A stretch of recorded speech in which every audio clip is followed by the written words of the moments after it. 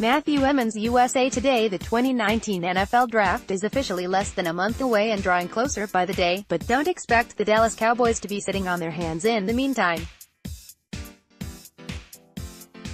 They've done an outstanding job of adding quality free agents to minimize their draft needs so far, but there is one position they could still stand to upgrade: backup running back.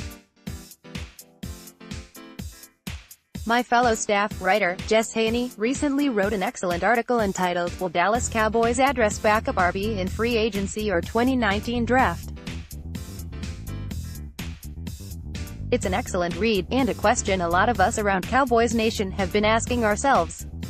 Everybody's interested in finding out who will become the RB2 behind Ezekiel Elliott in 2019, and so the waiting game begins. Since we have nothing to do but wait, I thought I'd go ahead and throw my 2 cents in. If it was me, I'd go ahead and add a cost-effective free agent running back to pair with Zeke, and then add another one through the draft if one happened to be there I liked in the mid to later rounds. This would free up the Cowboys' draft needs even more, in my opinion. This, of course, is where Ty Montgomery comes into play. His name isn't one mentioned all that often amongst the current free agent running backs, but I believe he would make an excellent addition to the Dallas Cowboys roster and wouldn't break the bank to bring aboard either. Free agent RB Ty Montgomery. Jess Haynie, USA Today Sports. You may not be aware of it, but Ty Montgomery is a native Texan and grew up in the Dallas area. He attended St. Mark's School in Dallas, where he was a 5-sport athlete in football, track, baseball, basketball, and lacrosse.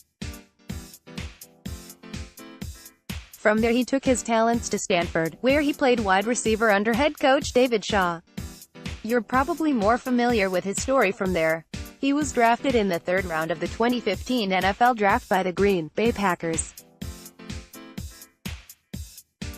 He started his career playing wide receiver for them, but out of necessity was moved to running back. It was at RB he found his niche in the NFL and turned into one of the more versatile runners and pass catchers in the league. I'm really intrigued with the things Ty Montgomery would bring to the table as the Dallas Cowboys RB2. He's someone who I believe could help lighten the load on Zeke's shoulders as both a runner and receiver in the passing game. His background as a receiver would also give the Cowboys an emergency WR if worst comes to worst. What I also like about Montgomery is his ability to contribute on special teams. I think he could immediately be an upgrade as their kick returner. He's averaged 22.7 yards per kick return in his career. Having special teams ability is something valued in backup players, and luckily he's no slouch in this area. Ty Montgomery is only 26 years old and won't turn 27 until January 22. His ability to contribute as a runner, receiver, and a returner is really intriguing, and the Cowboys may not be able to find that kind of trifecta in an RB in the draft. That's why I would go ahead and lock him up pre-draft, and then add a rookie if there's one available in the draft I truly like. What do you think about the Cowboys adding Ty Montgomery pre-draft? The signing of free agent safety George Iloka over the weekend has put a big question mark over the position for the Cowboys.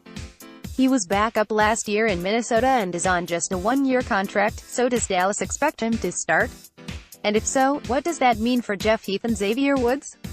Had Dallas signed someone like Earl Thomas or Eric Berry, or even several of the less lofty names that were on the open market, then a starting role wouldn't even be up for debate. We'd only be asking which player between Heath and Woods would be moving to the bench. But Iloka doesn't bring that same pedigree. He only started 3 games last year for the Vikings due to injuries, serving a primary reserve all of 2018. This was after he'd been a 5-year starter with the Cincinnati Bengals from 2013 to 2017. It's important to fully understand Iloka's situation. He was released by the Bengals in the middle of the 2018 preseason after they'd spent a 2nd-round pick on Jesse Bates. He saved over $5 million in salary cap space on the deal, having just signed George to a 5-year, $30 million extension in 2016. Mid-August is a bad time to become a free agent, and especially at 28 years old. Most starting jobs are already decided and even primary backup roles are generally filled out. Teams are mostly assessing their developmental players by this point. It says something that Mike Zimmer, Vikings head coach, decided to add Aloka just a few days after he was released by Cincinnati. Remember, Zimmer was the defensive coordinator for the Bengals from 2008 to 2013. That means, he helped draft Aloka in 2012 and had him as a full-time starter the following year. Safety George Aloka. Most teams would have waited until after week 1 to add a veteran like Aloka, so that his contract would not be fully guaranteed. But Minnesota, with Zimmer likely the driving force behind the move, scooped George up almost immediately. This wasn't because the Vikings were hurting at safety, either. They had multi-time Pro Bowler Harrison Smith and veteran Anderson D. locked in as starters, plus Anthony Harris as a solid backup. The point here is that this isn't the time to blindly exclaim, "He didn't even start with his last team." These weren't typical circumstances. That said, there is some question as to what George Aloka's role will be with the Dallas Cowboys. Jeff Heath has been full-time starter the last 2 seasons and is still in his physical prime. Xavier Woods worked his way into the starting lineup in 2017 and held it for all of last year. With Kevin Frazier also under contract as a backup with 3 years of experience, one could ask why Dallas would sign Aloka if they didn't intend him to start. At the least, George should be competing with Heath and Woods for a top spot on the depth chart. But I don't expect him to be handed anything. Dallas will likely open training camp with Heath and Woods as the starters, as they tend to do whenever the previous year's starters return. Aloka will get opportunities but will have to take the job away from one of them. Dallas Cowboys' Jeff Heath. Mark J. Rebels-USA Today Sports. I think the guy who should be most worried is Heath. The Cowboys can save $2.5 million of his cap hit if he's released, which is money that could go towards mid-season contract extensions with Dak Prescott or Amari Cooper. Those savings could also simply be rolled over into the 2020 cap if they aren't used. With Jeff set to be a free agent in 2020 anyway, Dallas would have less reason for loyalty over Xavier Woods and the 2 years left on his deal. Also, Aloka is more likely to fit in at strong safety. That's been Heath's role the last 2 years. Dallas won't necessarily cut Heath if he loses his starting job, given Jeff's veteran experience and his standout ability on special teams. His $2.95 million cap hit isn't too high for a primary veteran, and especially one who can play both positions. Still, this isn't certain. Xavier Woods is still young and raw in some ways, and prone to draw penalties with his big hits. If he doesn't polish his game more in 2019, Dallas could wind up liking their 2 veterans more. It's even possible that it will be Aloka who winds up on the bench. Nobody on the current roster really stands out as a 4th safety, so perhaps the Cowboys see George as just a solid depth option as he was for the Vikings. In fact, this morning's news on Aloka's contract with Dallas might suggest a lesser role. The Cowboys signed George Aloka to a 1-year, minimum salary benefit contract that will count $735,000 against the cap. He will make a $930,000 base salary and $90,000 in bonus money. Of the base salary, $210,000 is guaranteed. https://t.co/avsmooch. Clearly, a lot is still up in the air after this signing. While George Aloka is intriguing and has more experience than probably all of Dallas' other safeties combined, he's being given bare-bones deal that could mean he's going to be nothing more than a backup or rotation player. Nothing is guaranteed. What's more, we still have the 2019 NFL Draft to consider. One thing this Aloka deal tells us is that Dallas is hardly out of the business of acquiring safety talent, and could still go as high as their 58th overall pick. If that happens, we could again be looking at the disparity in Heath and Aloka's contracts. Iloka would make way more sense as the experienced, versatile, and far cheaper reserve at that point. For that matter, there's no guarantee that George will be on the Cowboys' 2019 roster.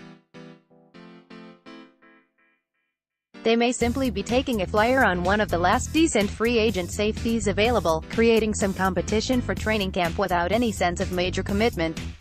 So no, this signing didn't answer much. If anything, it may have created even more questions. We may have to wait until final cuts to know how George Iloka truly impacts things at safety, if he does at all. The Dallas Cowboys' backup running back spot may not seem like a high priority compared to other 2019 off-season issues. But all it takes is one bad play for Ezekiel Elliott to be lost, and the Dallas offense leans too heavily on the RB position to take his backup plan lightly. Will the team be looking to improve the talent behind Zeke through free agency or the draft? Right now, the only running backs signed to the Cowboys roster are Elliott, Darius Jackson, and Jordan Chunn. The backup for the last few seasons, Rod Smith, is currently an unrestricted free agent.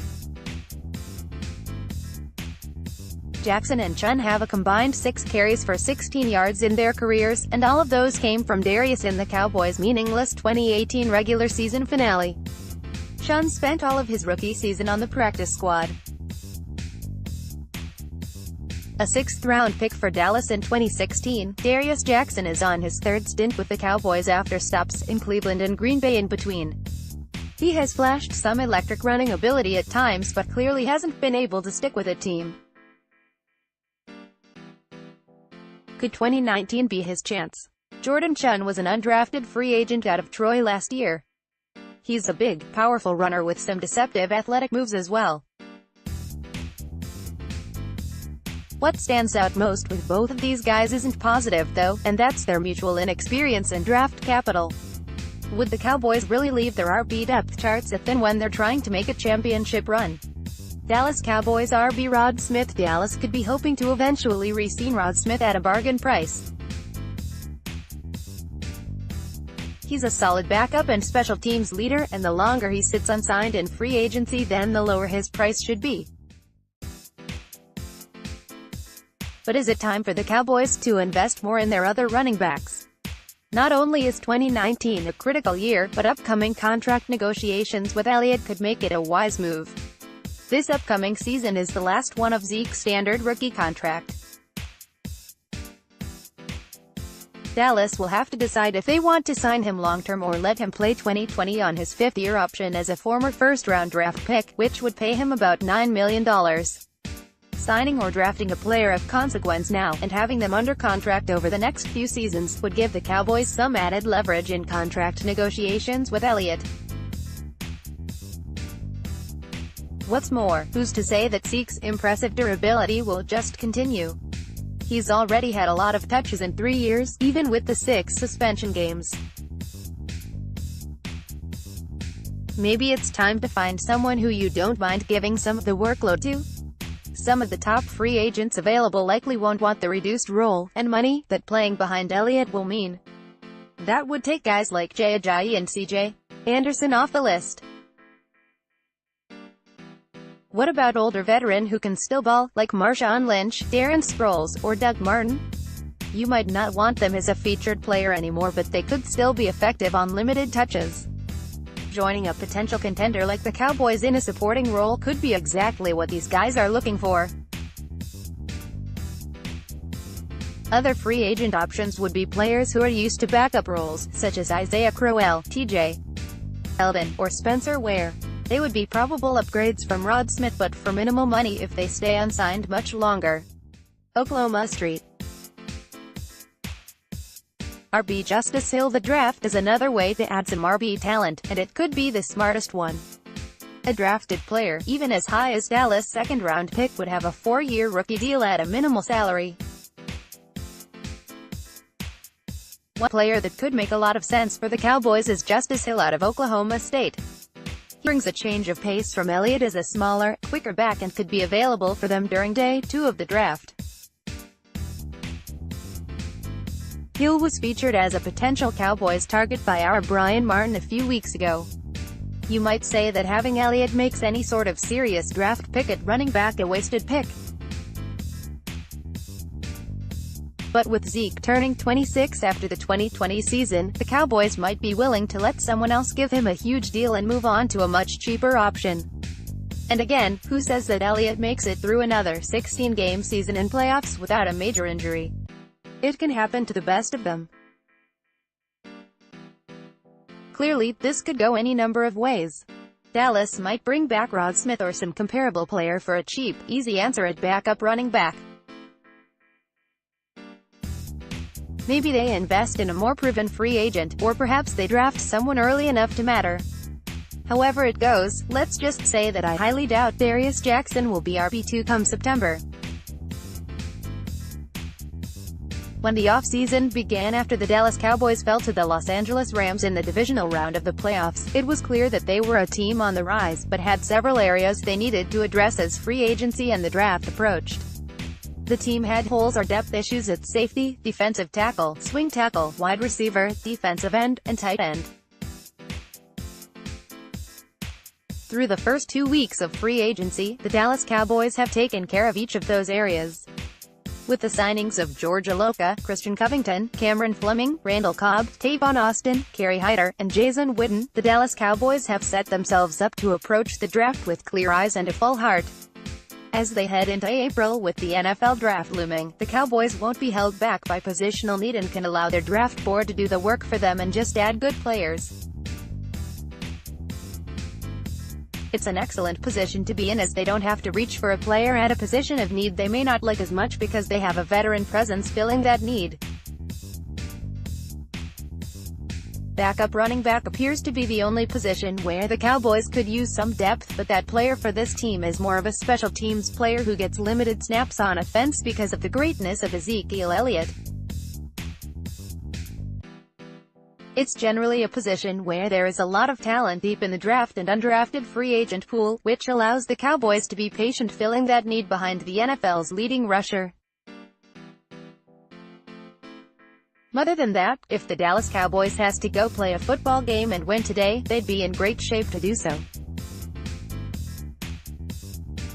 On the flip side, however, the Cowboys can still add players at defensive tackle, wide receiver, tight end, safety, and defensive end because they aren't restricted by big contracts to those veteran players. Each of them came to the Cowboys on one-year deals. The veterans that they signed would prohibit them from drafting at that same position, and that's the point. The Cowboys have created a formula that works really well for them. Sometimes it gets frustrating watching the team not make any big splashes in free agency, especially that first week when other teams are bringing in big-name players to add to their rosters. That formula has led them to a 48-32 record over the last 5 seasons, with 3 NFC East titles, and 2 playoff wins, and 3 divisional round appearances. And the playoff runs could have been deeper with a bit of luck and correct officiating. The Dallas Cowboys have set themselves up really well as they now set their sights on the NFL draft at the end of April. They won't have a first-round pick to add to their talent pool. The Cowboys have shown that they can find talent in the second round and beyond. This year will be no different. Now it's time to sit back and trust the process.